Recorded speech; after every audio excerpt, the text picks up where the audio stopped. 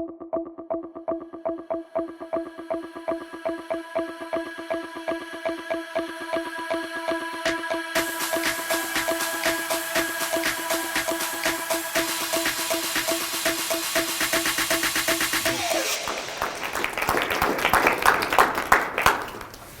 good morning, everybody. Welcome to Las Vegas. You hear me now? Okay. Yeah. Good morning. Welcome to Las Vegas. We're going to talk a little bit about the Theraphi today. And how many people have actually tried the Theraphi? So fair number. Yeah, it's really good. This is exciting to be here. And we're at the Biomed Expo in Las Vegas 2024. And just a bit about myself. I consider myself basically a philosopher of nature and an electrician. And I use the word electrician because that's what the original people who studied the phenomenon of electricity called themselves, all the way from ancient times up to, it'd be people entertaining royal courts, and they did parlor tricks with electrostatic electricity and did a lot of things. So even Nikola Tesla and Steinmetz and people like that, before there was such a thing as electrical engineers, and that they considered themselves electricians. And my primary focus in my research has been about energy and medicine, basically. And food. These are the three things that I think we really need to be able to take back our sort of sovereignty, and energy seems to be a thing that we're held captive by because it's expensive to produce energy the way we have been doing things for a long time. And we're going to see today that we're on the verge of discovering whole new ways of creating energy very cheap. And also these aspects, as with the Theraphi, have these healing modalities. And food, of course, I do a bunch of stuff with sustainable agriculture, electroculture, and anything ways of being able to produce more food and to be able to feed everybody. And I was going through some old photos the other day, and I actually found a few old photos of my lab when I was a kid. And I've been working on high voltage systems and stuff like that ever since I took my parents' TV set apart when I was a young kid. And I knew that they always said, oh, don't take it apart because there's capacitors in there and they hold a charge and you got to be real careful, it can zap you and kill you, basically. So I took a keen interest into electronics at a young age. I always wanted to have a chemistry set. And my parents always said, oh, no, we're not going to get you a chemistry set. Every time came to my birthday or Christmas or something, hello, maybe it's the switch here. That's good. I asked for a chemistry set, and they said, no, you're not going to get you a chemistry set. We're going to get you something else because you'll blow yourself up with a chemistry set. So they ended up getting me an electronics kit from Radio Shack, and that's kind of how I got into electronics at a young age, and I built all kinds of radio transmitters and receivers and different circuits that were in there. And then I started experimenting with high voltage, and so these were some early Kirlian photographs that I had taken in the old school way. You put a high voltage plate and with actual old style film on the plate that you would have in a camera, and expose the film with the high voltage around it. And that's a picture of a leaf and my fingers. And what you're seeing in here is the electric charge discharge that's coming through the film and surrounding your body. So this idea of that we have a aura or a biofield around our body, when it's amped up with higher voltage, it becomes quite visible, and you could get different colors, and you see the plasma basically acting in different ways around your fingertips. And then in the early 90s, I read a book by Barry Loynes called The Cancer Cure That Worked. It was about Royal Raymond Rife. And I started building Rife machines using RF amplifiers and tuning the antennas to, instead of sending a signal into a big antenna and talking to somebody in Japan on the other side of the world, which this little guy had enough power to do, you drive the RF signal into a plasma tube. And basically we would pump square waves in there.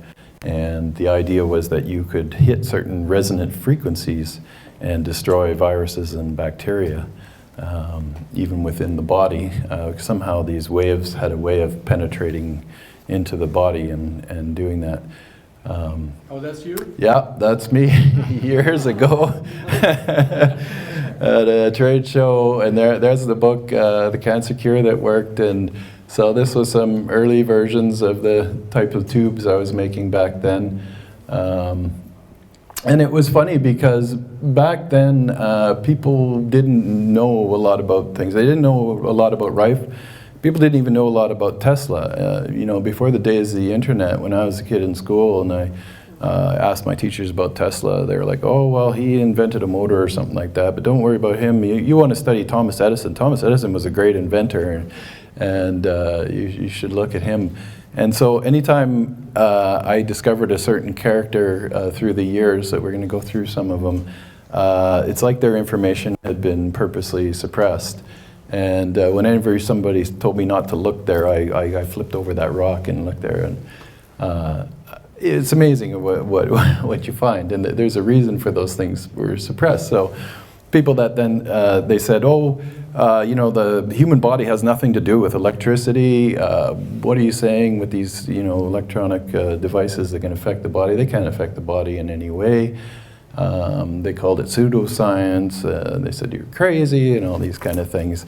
But I had this innate feeling, because I just also studied a lot of esoteric philosophy and religion over the years, and understood that there's much more to this physical body than just a skin sac to hold a physical body together. We are basically light beings, and we are living in this organic matter, and we're made up of all these, you know, trillions of cells. And interestingly enough, only 1/10 of those cells are actually human cells. The other 90% of them are other things. And so we're made up of bacteria, viruses, fungi, and they all live in this symbiotic relationship. Inside of our body, even in every cell, we have mitochondria, and we can have, you know, hundreds to thousands of mitochondria in each cell. Those mitochondria have their own DNA as well. So they're completely separate from us. At some time, we made a deal where the mitochondria agreed to work with us so they could get around, and they provided us energy to actually get around. So we work together in a symbiotic relationship. So that's just on a physical level. Then there's the whole etheric side of the body, you know, what we call auras, and the idea of consciousness, really. We have this bio field around us, and everything is not existing on these things, from emotions, memories, thoughts, and consciousness itself on a physical level. We keep thinking, oh yeah, it's in the brain. Somehow this brain's wired to have all that stuff in there. But it's actually in a field around the body, and this is what we mean by these bioactive fields. And these fields are all basically of different forms of plasma. And what we're going to see tonight is that how to affect these plasma fields around the body, and what these effects can do to your physical body, and just understanding nature in general, because that's really what it's all about. So my whole thing is understanding nature, and trying to come up with ways of making nature working in harmony with nature, to make nature work better for ourselves. We seem to have this mentality of, you know, we got to hammer things and do things in mechanical ways, and everything's mechanical, so you got to use brute force to do all these things. Instead of looking at nature, we go against nature. We build our structures in square shapes when squares don't exist very much in nature.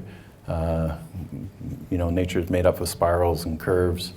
And so we do things the hard way, like oil and gas, for instance. We suck the oil out of the earth to run our cars, and these internal combustion systems that use the energy from the gas, and there's a high density amount of chemical energy in the gasoline, and that's why we use it. But we're going to see today that there's much better ways. So lightning is a really good example of plasma, and one arc of lightning like this can provide enough energy to run an entire city for a whole year. And so we're surrounded by energy. If there was a way to actually capture it and utilize it and trickle feed it, the problem with why we can't just put a big power supply antenna underneath the lightning bolt is because it would fry everything we have that we have physically in existence. To be able to contain that field, you would need such a massive capacitor to be able to quickly charge. And when you dump that much current into something, it basically destroys it. And if there was a way to capture this energy in a bottle and slowly release it, that would be the key. Because we live in an infinite sea of energy. There's nothing but energy. All of this, our entire universe is all made up. It's an electrical universe, as we're going to see today. So this whole idea of people back in those days also said, oh, you're crazy, these free energy ideas. There's no free lunch, the second law of thermodynamics and all these things. But it really comes down to a misunderstanding of what energy and power really is. And some people just were smart enough to put a meter on it and charge you for it. We built all these systems starting with Nikola Tesla and Niagara Falls hydroelectric dams, and so we all know the Tesla story, and how his financiers basically didn't want him to give away free energy, which he was had all the plans for, and he started building the Wardenclyffe Tower because they realized they couldn't put a meter on it and charge you for it. And nowadays we even have smart meters, so they got even smarter, and smart meters are capable of interfacing through the Internet of Things with all the appliances, so they'll be able to keep data and have control over all the appliances you have in your house, your cars, electric cars, and everything like that. But basically, when you get down to the fundamentals of biology, physics, and chemistry, it's all about charge. And all these interactions between these particles that we deal with all the time, and the forces that are upon them, all deal with this phenomenon that we call the electric charge. So we live in an electric universe. And you've heard a million times that the universe is 99.9% plasma, maybe even more, 99.999. It's arguable, but there's way more plasma in the entire universe than there is solid matter. And so someday I envision this idea that you will be able to have all the energy you need for your entire life in a small suitcase. And you'll get that suitcase-sized box when you're born, and that will run your car, it'll run your house, it'll run all the energy needs you need for the future. And plasma is the key to understanding that, and that's why there has not been much information taught on plasma and these kind of highly energetic things that Tesla and people like that were working with, because not only is it capable of interfacing with the body, but it's also capable of providing unlimited amounts of energy. And so the thing is the reason why we don't have it today, for the most part, because once you have a suitcase like that, you have that much power, you could use it for evil purposes. So you could make it very destructive, because as you know, with the lightning and that, electricity can be very destructive. So it has its healing modalities, and it can be very complementary to life, accelerate growth and provide longevity for all life forms, because nature basically runs on it. But when you have that much energy, if you release that much power at once, it can be very destructive.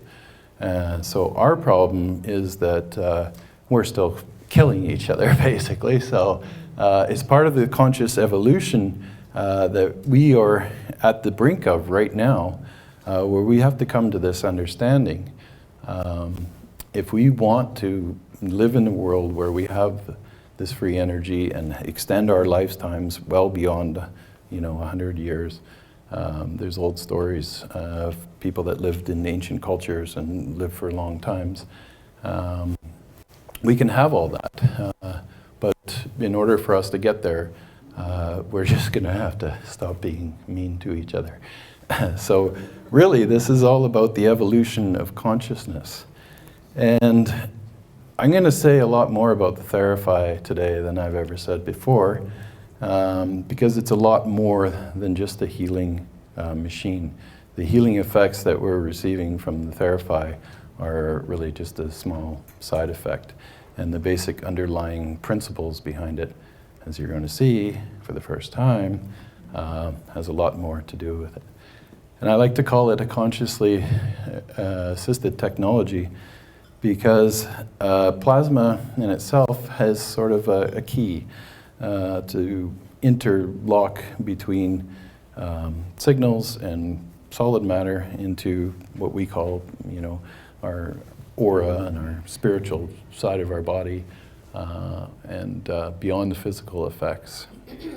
And so basically what the Theraphi is two sets of plasma tubes. In this case, we generally run one, but you can add more. And it creates different fields. These create toroidal fields around them.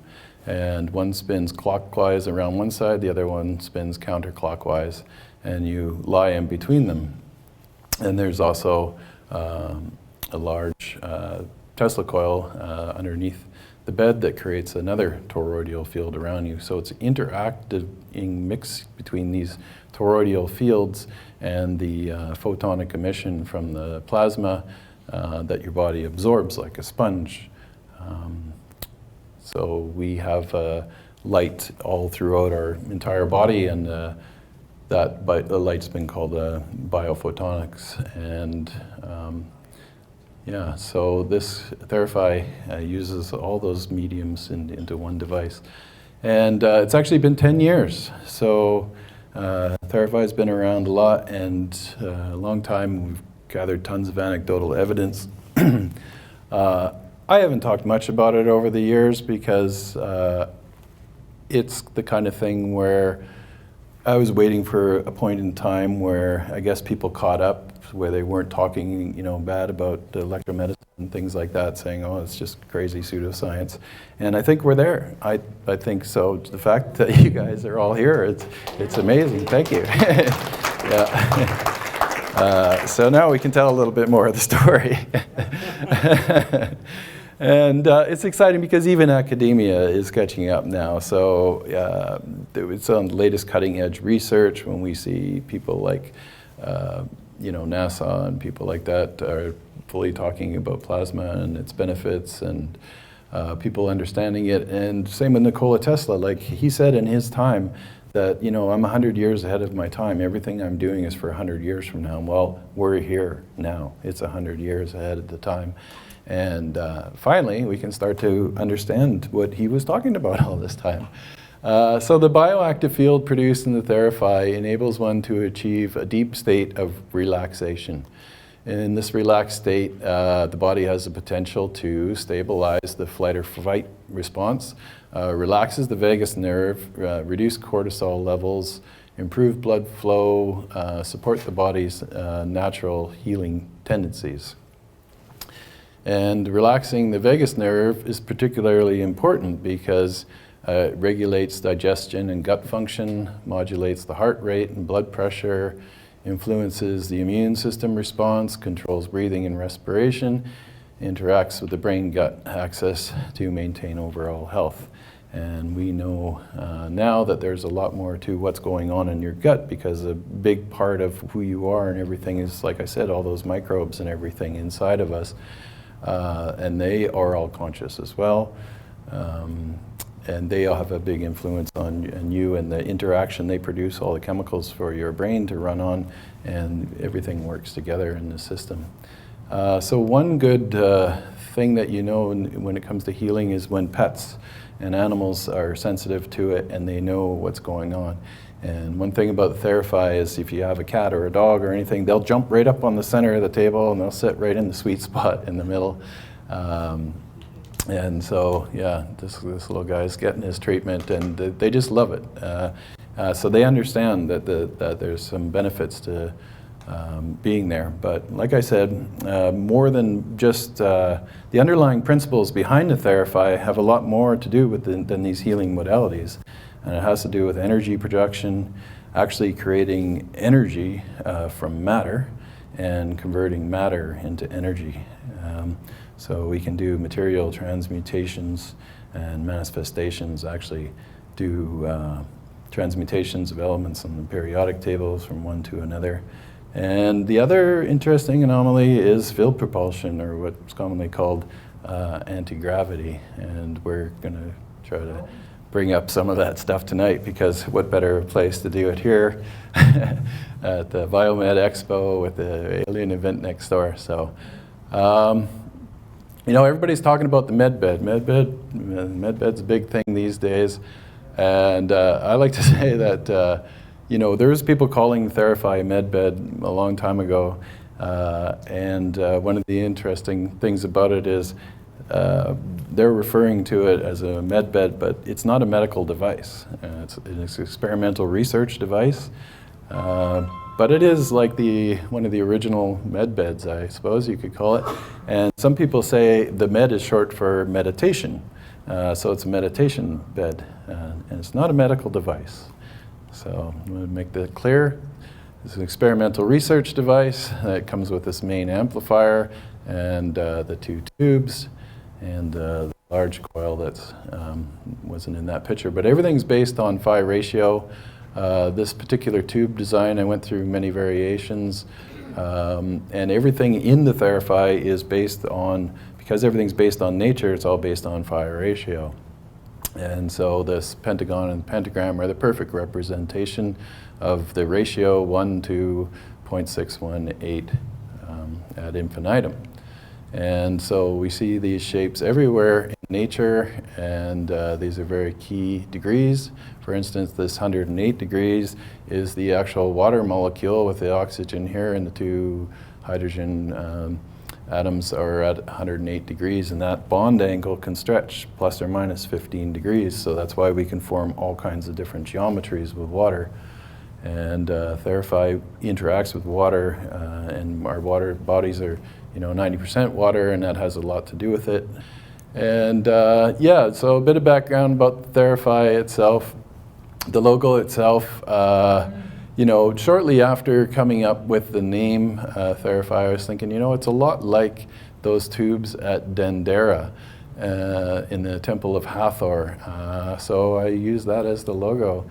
And it's interesting, people say, oh yeah, those were all kinds of different stories about them or whatever they were, but the one main theory was that they're actually light bulbs, and this was a symbolism of energy. The serpent is a symbol of wisdom and ancient power and knowledge and energy. So inside those tubes, they drew the serpents like that, and some people believe that's what they actually used and were creating lighting. And so I played around with a lot of different plasma tubes, and I was able to recreate one of those serpents in the tube. You can see he's got his head and he curves like a serpent, and it even has a tail like a snake that you can see down here. This, what's happening in the side of this plasma, these are called solitons, and they're evenly dispersed packets of compression and rarefaction within the plasma. So one of the things that they call, the reason why plasma has this name and this idea is that it conforms to shape and space, and so everything in the entire universe actually comes from plasma, and everything was created through plasma. So it's an important part, and the way the Theraphi works is it creates these scalar waves, and we're going to explain to you what scalar physics and what scalar waves actually are these days, because a lot of the that word's been bantered around for a long time in this sort of electromedical community, and even in all other things, and everybody's got scalar this, scalar that, and they say, well, you can't measure a scalar field, so therefore a scalar applies to whatever I got, whether it's a TV sets or pendants or whatever. But we're going to tell you what scalar physics really is and what scalar energy really is. So what's happening here is a collapse of phases that are happening, and these phases cancel each other out. The E fields and the B fields, so the electric field and the magnetic field, collapse into counter space, and that's what you're seeing in here. So when you're on the Theraphi, your body is this capacitor that's part of the circuit, and because of the different densities in your tissues, it's a nonlinear capacitor. So we have different densities from bone that's very hard to soft tissues, the spongy tissues inside of the bones that produce all your white blood cells, and cartilage and all that. So your body is basically a nonlinear capacitor, and that word is important, and you're part of this circuit. So I played with a lot of tubes over the years. Originally my idea was to have one big plasma tube that you rolled into, sort of like an MRI, and the bed rolled in, but that was just economically not feasible.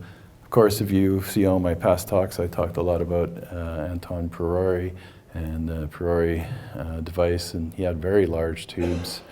And so this kind of simplified it by separating the tubes and using what's called a single wire transmission to light these tubes, and Tesla did a lot of work with this, and it works quite well. So this current rendition is all based a little more phi ratio built into it. I started off with these tubes just because I had them in the lab, but my idea here was to get this twist in here to get the vortexes going. So the plasma itself is forming a fractal antenna that has braids within braids. So the braids start here, and these three things braid into each other, and they twist together, because everything in nature is formed in this manner. When you dip your spoon into your coffee cup and the cream swirls just like this in two vortex pairs, vortex and anti-vortex, this is the key to pretty well everything, as we're starting to realize, and what you're going to see today.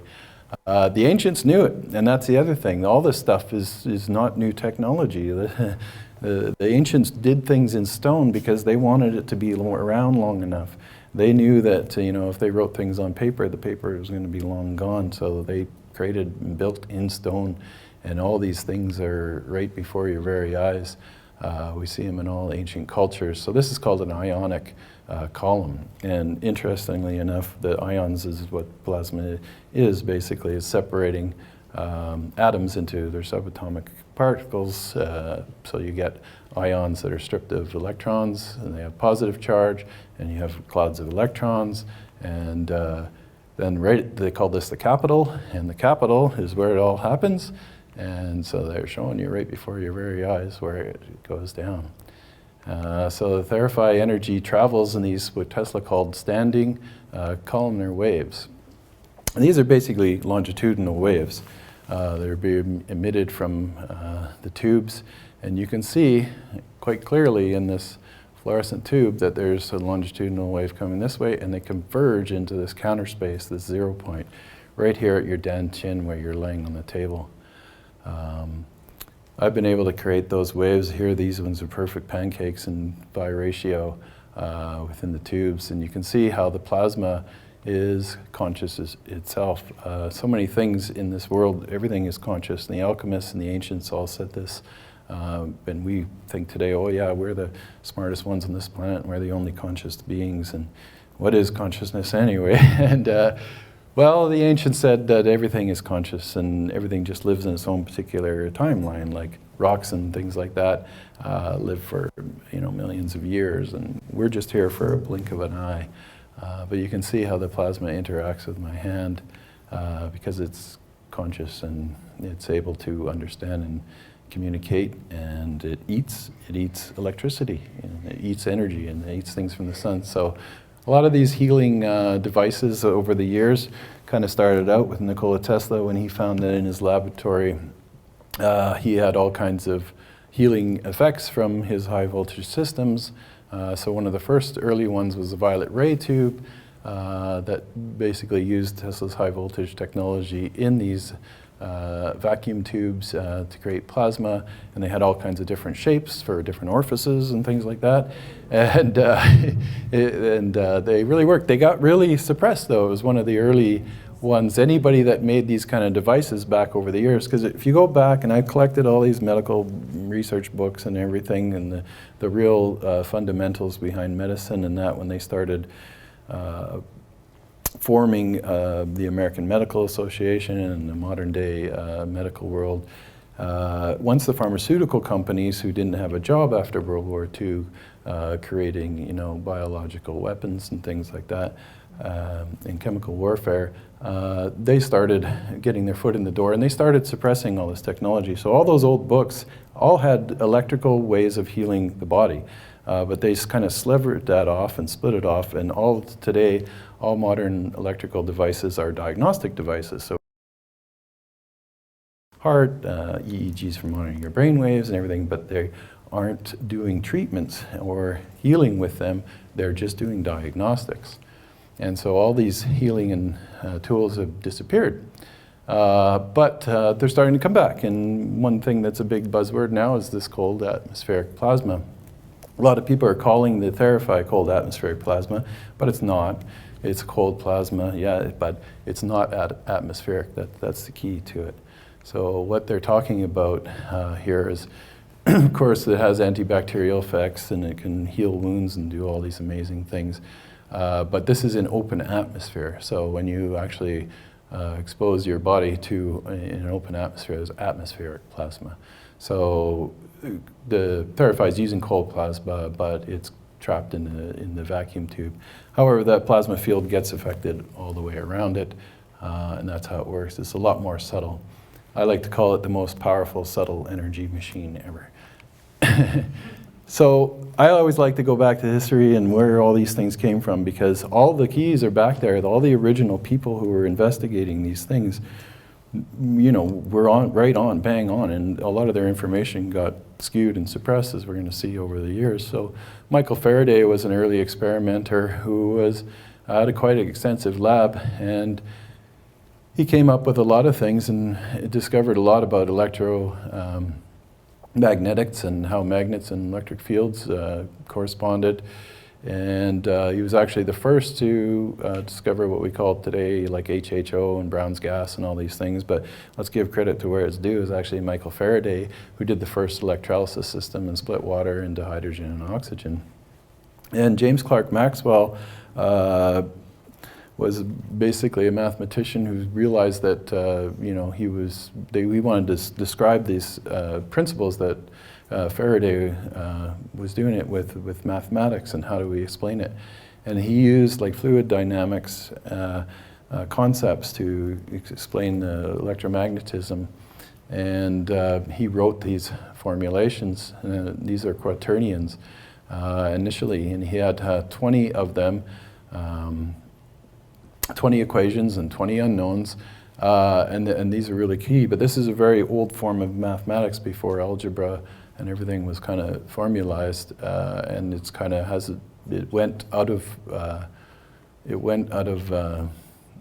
popularity back in his time, and this was the end of it, and became converted into modern algebra and stuff like this. But you can see he had a lot more things. What he was looking at was potential and the scalar components, and this is where all the scalar information is here, and how to understand the scalar physics, because it came down to underlying fields behind things, as we're going to see. But it was very complicated math, and there wasn't a lot of people, really. There was very few. There was maybe about really 12 to 20 really good electricians at that time who were able to do that kind of mathematics and understand electricity in its physical working sense.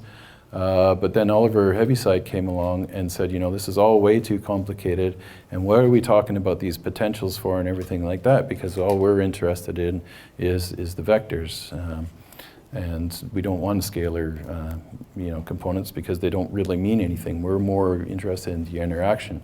So he simplified Maxwell's equations down to 4 simple equations with modern algebra, because he was a big part of finalizing how that worked. And so there it is. This is what we're taught today, stripped down version, which you can explain the electromagnetic interactions and stuff like this very simply and very fast and very efficiently. And that's kind of what people like to do, so they did. And Sir William Crookes was an amazing fellow, and he actually came up with this term. He discovered plasma, really, and called it radiant matter. And Tesla called it radiant matter too, because of Crookes. Crookes was Tesla's sort of mentor in all of this. So Crookes made the first plasma tube. Basically, this became the vacuum tube. This became the CRT tube in your television set, cathode ray tube. And it all started with this man. And he actually was a real spiritualist, and back in that day it was very popular to try to interface with the other worlds and the other side, and they did all kinds of spiritual type things and stuff like that. So people, this day he gets a bad rap for that because they didn't understand that there's a deep interconnection between all this. And Tesla did as well. He understood this connection, and he was a physical, practical, hands-on researcher who was just phenomenal and came up with what we know as alternating currents today. He was quite a showman, and he understood the scalar components that were happening in his systems. And even though he didn't have the wording and the languaging for it, when you read his old texts, he clearly, talks about radiant energy and the healing properties and its ability to transmit power at a distance without any wires, and all these amazing things.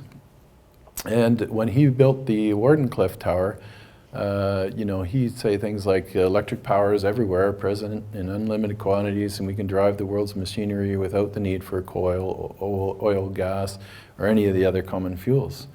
And what he had built here was all based on scalar physics, and basically he was creating a scalar wave that was pumped into the Earth, because you're only seeing a small part of this. This terminal on top of the Earth is really only a small part of what he was doing at Wardenclyffe.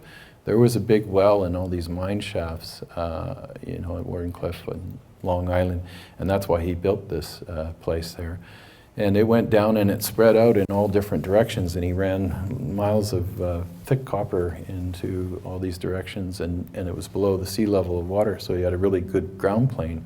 And basically he was pumping phase conjugate waves into the Earth and gaining energy from all the geomagnetic stress, because inside the core of the Earth is where there's tons of unlimited energy as well, just coincidentally enough, just like we see in volcanoes and the power and the heat and the lava and the Earth's momentum, and all of that stuff could be harnessed and then rebroadcast out through the top and be received.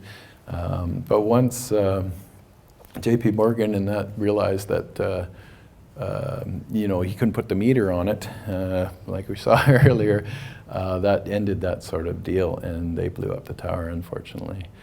Before that, interesting enough, I was out there, and there were old timers saying, "Oh yeah, they made a skating rink up at the top of there. We used to go up there and skate around in the winter," like crazy stories like that.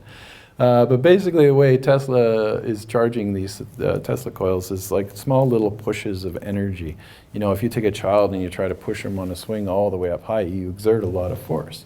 But if you just tap little bits, as you do with a child on the swing, you realize you build up that momentum. And that's a good way you have to look at it. Irving Langmuir is the one who actually gave the term plasma to plasma, because he thought it looked a lot like blood plasma. Because it conformed to shape and it seemed to have this intelligence. And they all talked about that the plasma it reacted to you and it could interact with that. So he experimented a lot with the plasma tubes. And another person that gave me great insight into a lot of this, of course, is Walter Russell. He's starting to come back on the scene now. I see even mainstream media people talking about him and stuff. So it's great to see a lot of these people who've been sort of their information really underground kind of people knew about these people and studied this information, but it's starting to come out into the public. And thank you all for getting tuned into all this. So Walter Russell said, in the wave lies the secret to creation, therefore know the wave. And then of course there was Rife, and this is one of his RF pumped Rife machines that basically had a plasma tube here. This amplifier was designed by Richard Hoyland, who was one of his engineers. And we all know the Rife story. I'm just going to buzz through a lot of these guys because I've done lots of talks over the years on details of these people. Another great influence, my early studies was Wilhelm Reich, of course, and he had the terms orgone energy, that he was accumulating this mysterious energy and can capture it in a box, and this box is basically a capacitor made up with inorganic and metallic material to capture energy that he called orgone energy, and he talked about bions, and we're going to see a little bit more. But I'm going to start to introduce some new characters in the story of the Theraphi. And this here's Winston Bostick, who was a plasma physicist who worked for the U.S. Military and basically was a plasma researcher and understanding plasma phenomenon. And a lot of his writings are very obscure and hard to find, if you can find them or any references to them at all. But it became a big deal in his day when he realized that he could create these sort of cosmic type galactic structures in these little microplasmas in the laboratory in a test tube. And the story was, wow, he's creating a whole universe inside a test tube. And this was in the media, it was in the news and things like that. And it was, kind of common knowledge and very exciting at the time. But quickly after, when they understood the implications and the things of what they were doing, because he worked for the military, and of course the first thing they think of, wow, what a great weapon we can make out of this. So that's the thing, why all this stuff's been suppressed and all the scalar information and everything like that, because it pertains to a lot of things, like you can make more powerful weapons than nuclear bombs with this type of energy. And so here's some of the different ways. What he was doing was shooting these toroidal plasmas at different angles and things, and he started off with the 2 that you saw there, and then he had 4, and then 3, and 5, 6, and he added them. And what they did is these little plasma toroids kind of converged together, and they circle around each other, and they started to form these little toroidal donuts. So this is why the toroid is such an important shape. And he wrote about it, and he called these things plasmoids. And so he coined the term plasmoids, and it's basically, the word means it's a combination of plasma and magnetic. It's a plasma and magnetic entity that creates these fields. And the plasma is emitted, that's what he said, not as an amorphous blob, but in the forms of a torus. And we shall take the liberty of calling this toroidal structure a plasmoid, a word which means plasma magnetic entity. The word plasmoid will be employed as a generic term for plasma magnetic entities. And they are everywhere. Remember, 99.9% of the universe. So if 99.99% of the universe is plasma, then all our laws of physics and everything that we know about and all our material matter and all our science and everything like that is only less than 0.1% of what really is. So we're looking in the wrong corner of the cosmos here until we understand this. So this is a dusty plasma where there's all these plasmoids that are organized around you, and they fall into coherence and in these patterns, and the underlying matrix of what they called the ether back then. What Crookes said was, or what Maxwell rather said was that all these effects, these forces have an effect on the medium, which he meant the ether. So we have to kind of understand that ether principles to go back to that. But we're surrounded by these plasmoids. Our whole aura, some people can see auras. We can detect them with things like the Kirlian photographs and everything like that. It's all made up of plasma. All the cells in our body are continuously shedding off of our body. We basically shed off about 1.2 million different bacteria and billions of viruses and things like that continuously all day long, so per hour. And they're all held in this energetic field around our body that we call the aura today. So these condensed plasmas, charge clusters, exotic vacuum objects, or as Bob Grenier likes to call them, the fractal toroidal moment. These are all sort of words for the same thing. These are energy clusters, and they're quasi-stable formations. They consistently are present all around us, but fundamental science, as a rule, doesn't even notice or acknowledge them. And it's a big part of the big picture. Again, we're only looking at physical matter and physical interactions, but we're not understanding. So Crookes and Tesla called them radiant energy.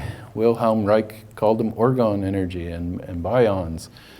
Ken Shoulders called them charge clusters. Later he called them exotic vacuum objects to give them more a name. And so people gave them various different names. And a lot of Russian researchers, because the Russians have been light years ahead of us on all this technology, they called them things like ectons or erzons, or the Kozyrev Dirac monopoles, Low-Chak monopoles. And in everyday life, we kind of know it all the time as static electricity. We build up this charge, and when you touch the doorknob, you get zapped, right? So understanding these things, and Bob Grenier is an amazing guy who's been talking a lot about this lately, and he studied low energy nuclear reactions.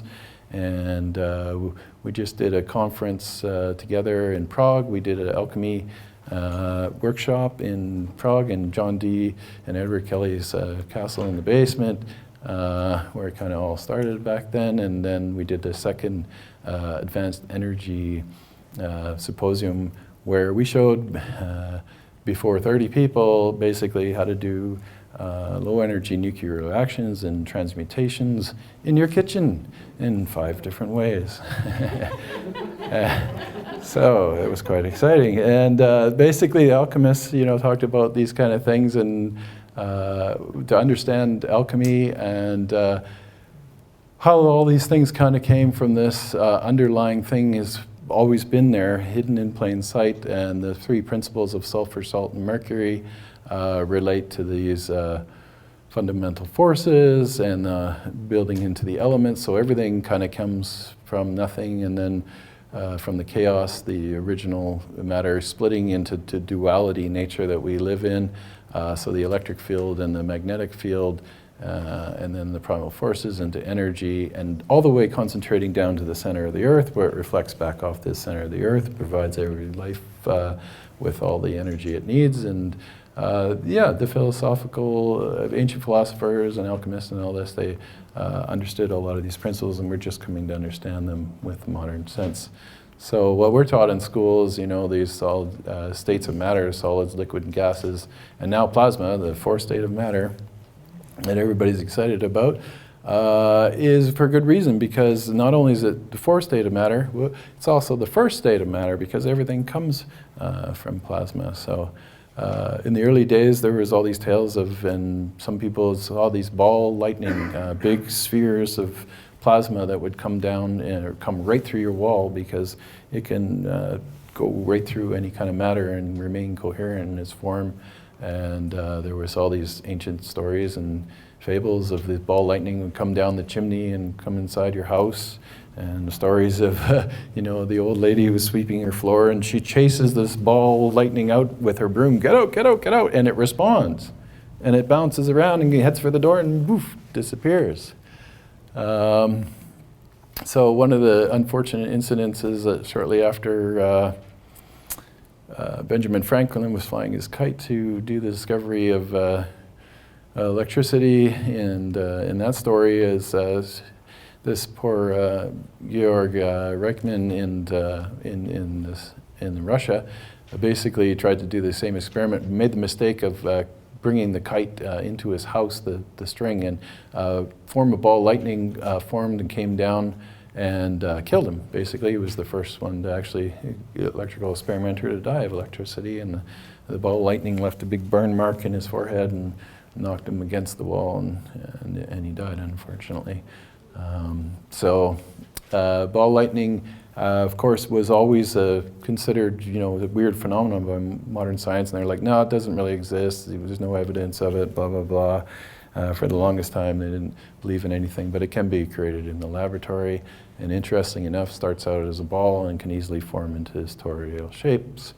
So I've talked a bit about Christian Olaf, who is a Norwegian, Birkeland, who was a Norwegian, basically physicist who studied electromagnetic fields and the phenomenon of the aurora borealis and the plasma in the sky that we all see and have been witness to a lot, because the sun is continuously spewing out all these things that have an energetic phenomenon around the Earth. So he made models in the laboratory to simulate that with plasma.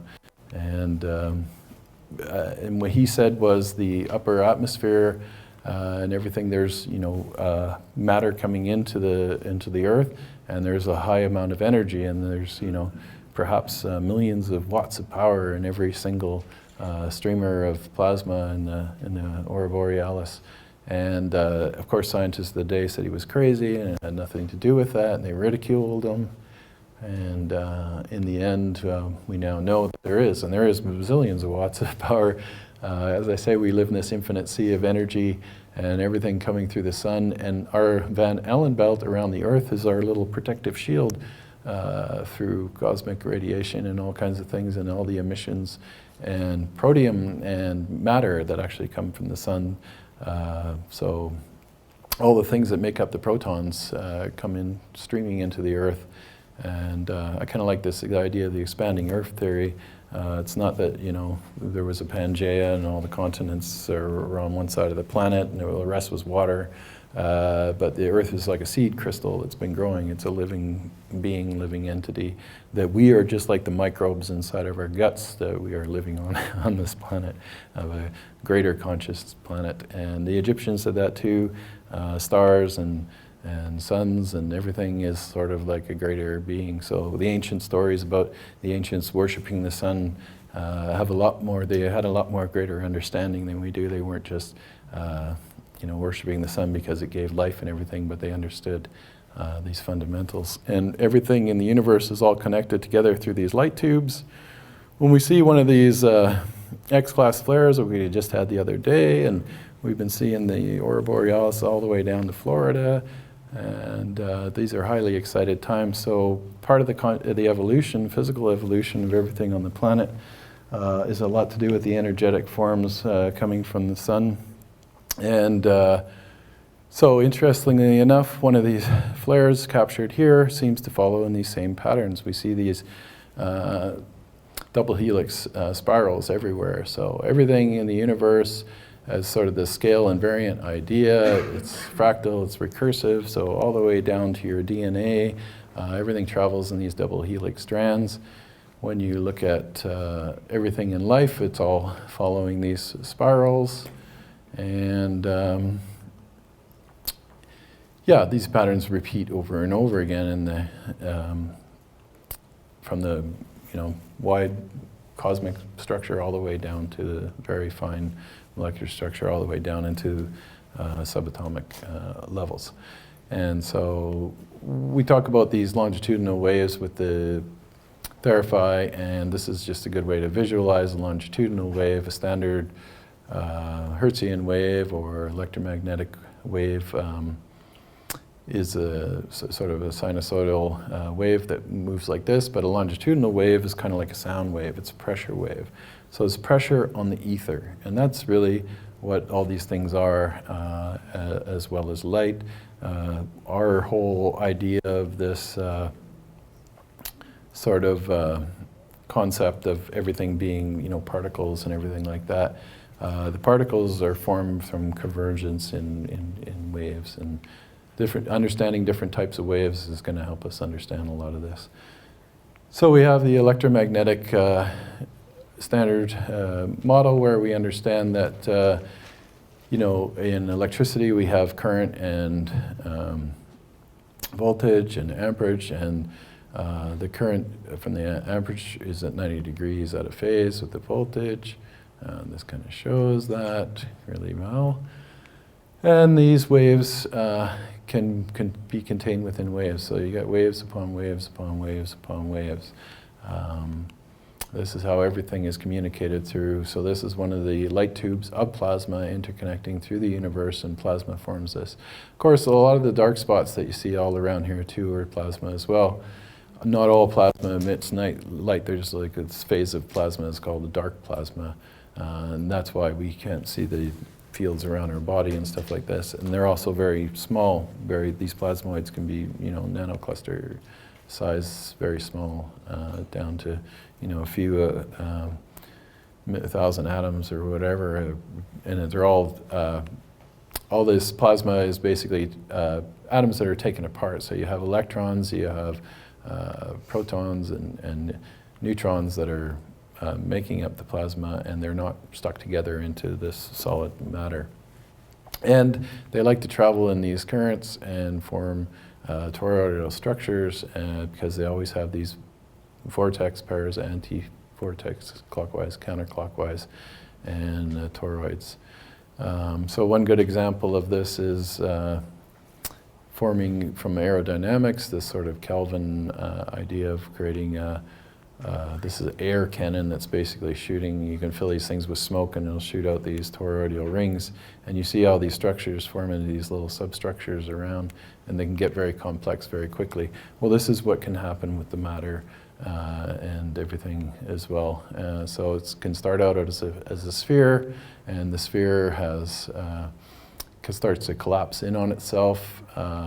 This would be an example of what cavitation is when your propeller is riding in your boat, and while your propeller gets eaten up, it's because it creates these bubbles, and you look down in the water and you see all these bubbles. Well, how do those bubbles have so much force that they can completely shred your propeller? And you look at the back of the boat and you see all these divots in there. That metal is basically disintegrated and disrupted and broken apart by these powerful energies that come from this bubble collapse through this sort of re-entry jet where it forms into these toroids. And so we see these toroids all the way down from these small nanostructures all the way up into cosmic structures in the universe. Over and over again, the pattern repeats. When these toroidal forms come together in massive formations like this, they tend to spew out electrons out of one side and protons out of the other, all the protium, so all the matter that is being created here basically and generated and spewed out. And the universe is continuously converting energy into matter and matter back into energy, and it's a breathing cycle.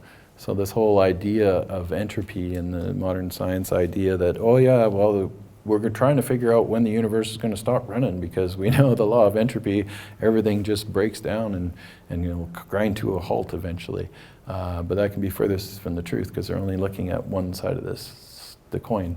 The other side is the negative entropy, and this is how it works, and this is how the universe is continuously taking these things and redoing them all the time. So that's what we're after when we're looking at the healing aspects of things like the Theraphi, is that how do we increase this negative entropy and keep this life force and keep the order restored, because it's coherence, and it has to do with making coherent matter and providing energy and life force into it. And last year or two ago, Robert Temple wrote this amazing book called The New Science of Heaven, where he basically puts it all together. And a lot of the papers and stuff I had collected and people I studied over the years, he's kind of wrote this into this book, and it's absolutely phenomenal. If you want to have an understanding of this bigger picture, he's done an excellent job of putting it all together in this book, The New Science of Heaven. And, he basically says in there, if the universe is this 99 0.99% of the matter of the universe, then we live in a plasma universe, not a matter universe, and that, you know, solids and liquids and gases and everything we think is reality is the exception to the norm. This is really rare to be here and very special. So we have to move to a plasma-centric understanding of ourselves and the universe, not a matter-centric Newtonian idea of this everything being a machine. But this gives us new insights into maintaining negative entropy, as I'm saying, in biological systems. Also to consciousness, memory, dreams, astral travel, the Akashic records, because all this is captured as light moves through time and space. Everything's there. Psychokinesis, telepathy, the soul, your soul, angels, demons, ghosts, just like the plasma balls can go through the walls, rematerialize, and heaven itself. So it's starting to get really cool, and we're really starting to figure this out. Also, this concept of very dense crystalline plasmas that can form amazingly strong and super dense crystalline plasma, solid crystal plasmas. And they talk about this in several of the papers that are referenced in the book. One of them, this one saying, complex plasmas may naturally self-organize themselves into stable, interacting helical structures that exhibit features normally attributed to organic living matter. So what they're saying here is that the plasma is a life form itself, and it consumes, it breeds, it multiplies, and it thinks, and it does all these things that we consider something that's conscious and living. So it's concluded that the complex self-organized plasma structures exhibit all the necessary properties to qualify them as candidates for inorganic living matter that may exist in space and provide certain conditions to allow them to evolve naturally. So this idea of these solid, dense, crystalline plasmas kind of reminds me of what Edgar Cayce said about in Atlantis. They had the two-eye stone that basically caused all the destruction. How could you, remember I said that much power and energy in one place, you could cause a massive destruction. So perhaps that's what the two-eye stone was, a solid, living, condensed, crystalline plasma. So a few new characters to the story. Kenneth Radford Shoulders, who did a lot of amazing research and did some government work.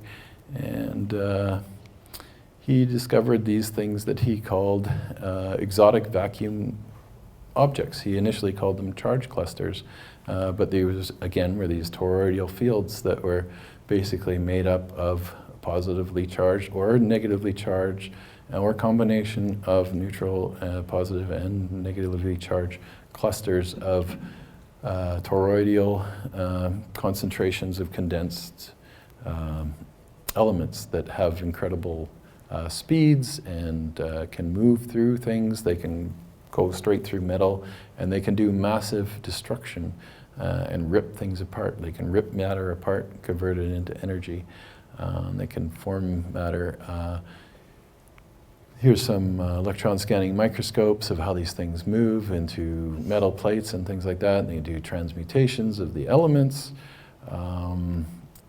All kinds of interesting work that he did that is pretty well, not very well known. And another one of these mysterious characters that experimented with a lot of this sort of energetic quality of high voltage electricities and the phenomenon behind him was T. Townsend Brown. And he worked for the US Navy as well and discovered all kinds of interesting gravitational effects and propulsion systems. When you can manipulate these fields, you understand that the B field, the magnetic field, the E field, the electric, and the one that they say we don't know anything about, the G field, gravity. We have no idea what gravity is or how it comes about. Nope, don't know anything there. When you start to understand what scalar physics is and get to the bottom of all this, you can understand how to manipulate all three of those things. And this is what T. Townsend Brown was doing, was causing distortions in the G field with electricity. And he kind of discovered that in the early days. He was an early experimenter, and he had an X-ray tube, again, back to the plasma tubes, very interesting. And he noticed that when he fired his plasma tube, his X-ray tube up with a lot of high current energy to produce X-rays, it moved a little bit, kind of slid on the bench, just like, and he was like, well, that's weird, you know, there shouldn't be any mass in there that's really, I'm putting electrons in that have no mass, it shouldn't be moving, and he developed this bifield Brown effect. And when you understand that the electromagnetic force is 10 to the 39 times greater, stronger than the gravitational force, then you start to put two and two together. It's like, aha, we can use electricity to overcome gravity. And so what he was doing was essentially that, and he experimented with a lot of high voltage apparatuses and interesting shapes like flying discs, and creating these gravity wells by using plasma and high voltage power systems all around them to create a gravity well and basically propulsion systems that we call anti-gravity, but it's not really canceling gravity, it's more using gravity to, if you had a gravity well in front of you, you're going to fall into it, and that's what these things are doing. They're creating a well that moves into it. And then therefore, when you're on board the craft, you're not going to feel the gravitational effect, so you can ride around at, you know, thousands of miles an hour, come to a dead stop, turn and go 90 degrees, no problem, because you're inside of the well, inside of the gravity field. So that's how it works, and he published patents on that. And again, he was a mysterious character that people didn't know too much about over the years, but the story of his life is quite amazing. And of course, all this technology evolved into the B2. You know, here they call it the $2.3 billion flying capacitor. So essentially, this is the reason why this stuff has been suppressed all this time, because it's been used for things like this anti-gravity type research and weaponry, and it gives us an upper advantage over our so-called enemies. And so this type of technology, this is the reason why you don't know about it and what it is, because back in the days, you remember everyone, when we were kids, you know, we watched the Jetsons, and they said, oh, by the year 2000, we're all going to be flying around in flying cars. Well, we would have been if they didn't keep all this technology to themselves and not let us, not give it out to common people. So you can see his family website from his daughter. He's created this amazing website with a lot of his research work and published it all on there. And Paul Shatskin, who we met at the last Cosmic conference that we were at, has written this great book on T. Townsend Brown, and he also wrote another one on Farnsworth, who basically finalized the Crookes tube into the actual modern television set, invented the television itself from the Crookes tube, which would be another segment into this story. And all of this stuff and all the basic principles and everything that was behind the Theraphi is really all comes from Tom Baird. He's the one who basically, I read all his material and came up with the basic understanding of how to create the phase conjugation that he always talked about, and how to create the scalar component and time reversal waves. And he was right, and everybody, including all the academia and the disinformation agents that slandered him over the years and just said, yeah, he was crazy and a nutball. No, he was telling you the truth. And the reason why is because he understood all these things from being in the military, and you know, he had a Bachelor of Science in Mathematics and Electronic Engineering. He was a Master's in Nuclear Engineering. Graduated all the different military courses and everything like that. Something that a lot of people don't know about Tom was that he was like a old-time country singer when he was young, and he had a band and played that. But he talked about this scalar concept, and that's what everybody talks about, and without understanding what scalar really is. Well, scalar is quite simple. It's just a scale, like a number, like 5 and 10. If you have 2 5s, you have a 10. That's scalar. So temperature is scalar. So it only has a single digit. It's not a vector, and it doesn't have a combination of 2 things. It's just anything with a number, like speed. I'm going 90 miles an hour, or a distance. I traveled for 3.2 miles. Weight. That's scalar. That's what a scalar is. A scalar is just a single thing. It doesn't have 2 numbers to get it. You don't need to have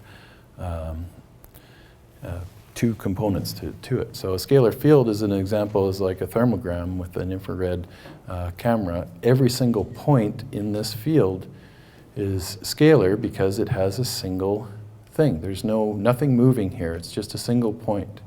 So that's what a scalar is.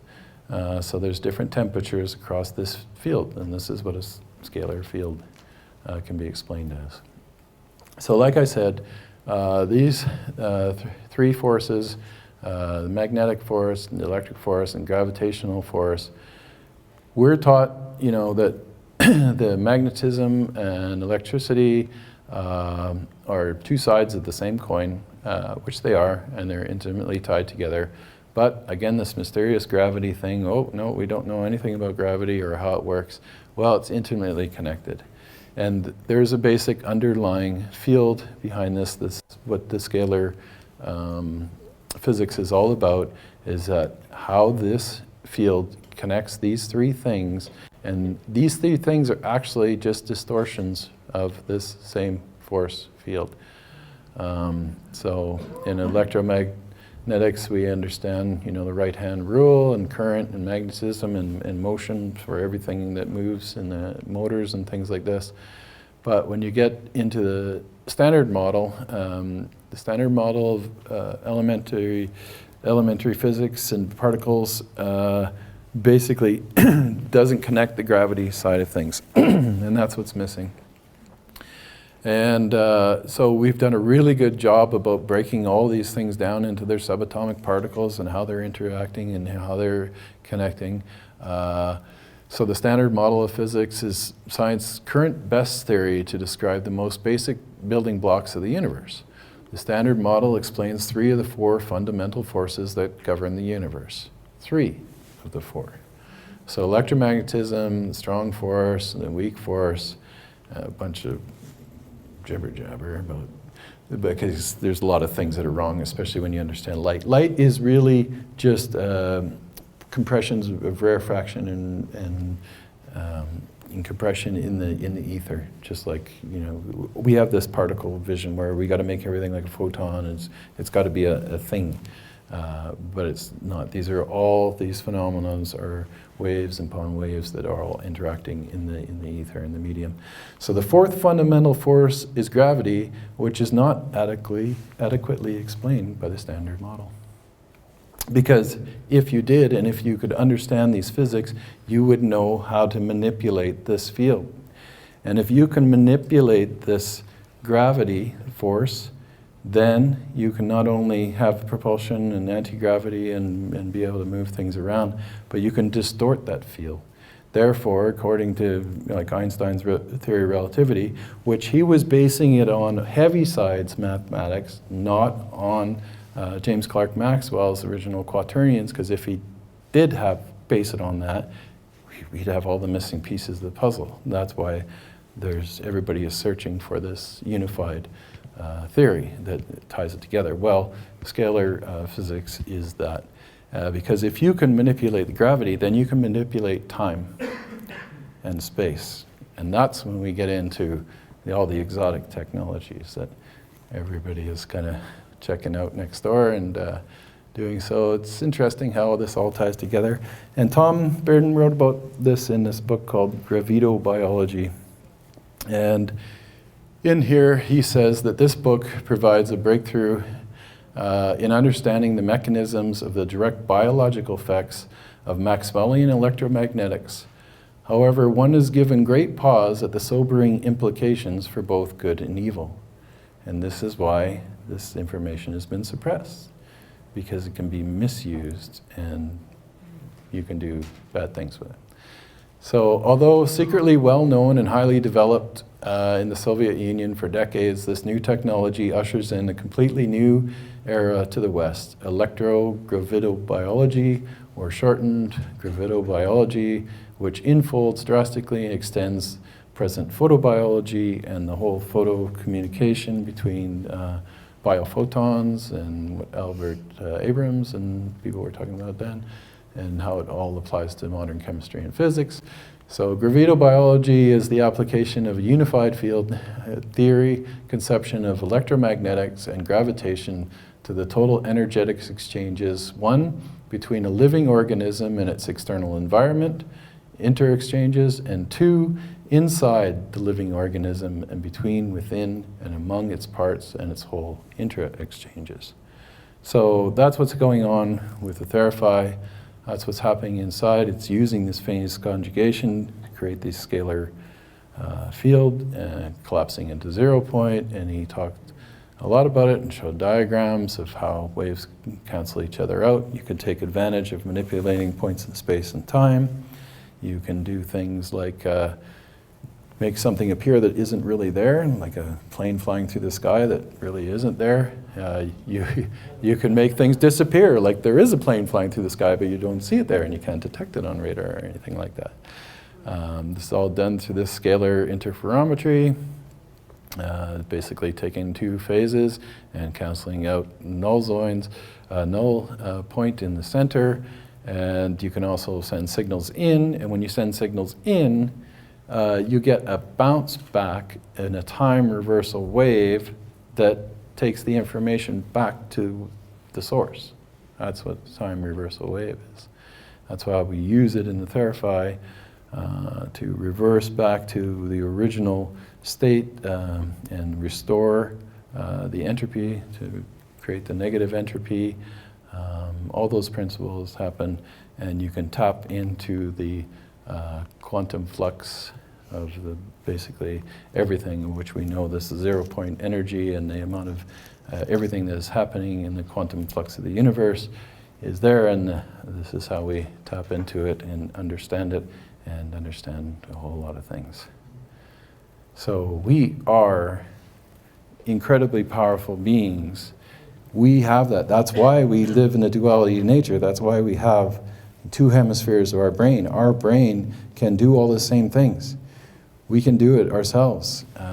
We can create these phase conjugate concepts, and we can manipulate time, space, matter, everything like that ourselves. We've seen these phenomena over the years, but it also often gets, dismissed from modern science as being, woo-woo. And that's why, I'd like to thank you guys for all flipping over the rocks and digging into all this stuff, because we have an unlimited potential.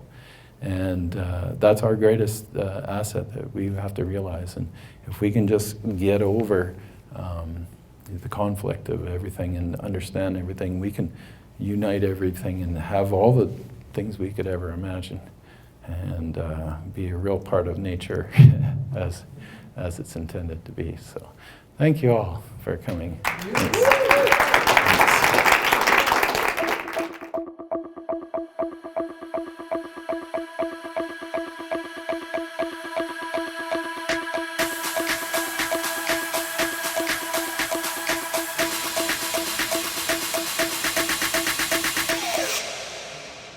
Thanks.